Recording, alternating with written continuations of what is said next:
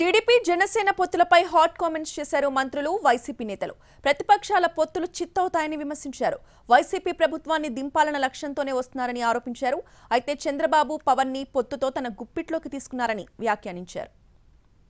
Winning chance ఎట్టుందనేది చూడాలా అనేది చూడడం, వీటన్నిటి ద్వారా తను బలము లేదు, స్పొరాడిక్గా అక్కడక్కడ ఉంది.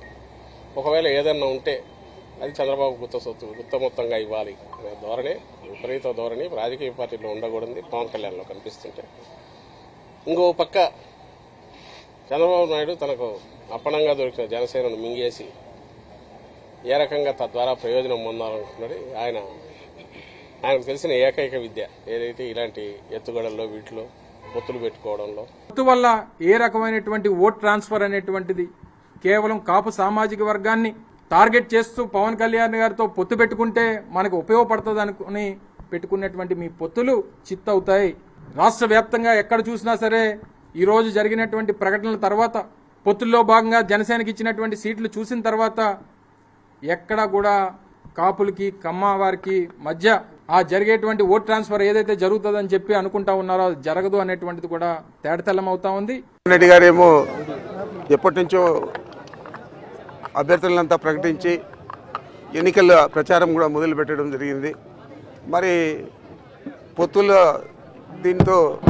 పొత్తుల ప్రభావంతో వారు చంద్రబాబు నాయుడు కానీ పవన్ కళ్యాణ్ కానీ లేదా ఇంకా వదంతులు వస్తూ ఉన్నాయి, బీజేపీతో కూడా వాళ్ళకు పొత్తు ఉందని మరి ఇంతవరకు ప్రకటించే ప్రసక్తి మనం చూడలేదు. ఈరోజు కొన్ని ప్రకటించారు.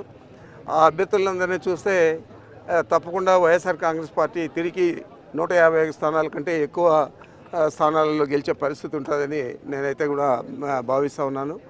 ఇది దివాలా కోరుగా అభ్యర్థులు లేక వెతికి ఇచ్చినట్లుగా కనపడతా ఉంది. చంద్రబాబు నాయుడు ఇచ్చిన ముష్టి 24 సీట్లకే ఎందుకు తల వంచావు పవన్ కళ్యాణ్ అని జనసేన కార్యకర్తలు నాయకులకి సమాధానం చెప్పాలి.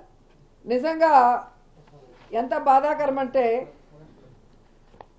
చెప్పుకోవడానికేమో గొప్పగా 40 years ఇండస్ట్రీ, నాకు విజన్ ఉంది, విస్తరాకుల కట్టుంది, నేను కేంద్రంలో చక్రం తిప్పానని చెప్పుకునే చంద్రబాబు నాయుడు ఒక సైడు, సినిమాల్లో పవర్ స్టార్ అని చెప్పుకుంటూ బయట పవర్ లైన్ స్టార్గా తిరుగుతూ మళ్ళీ బింకాలు పలికే పవన్ కళ్యాణ్ ఒకవైపు.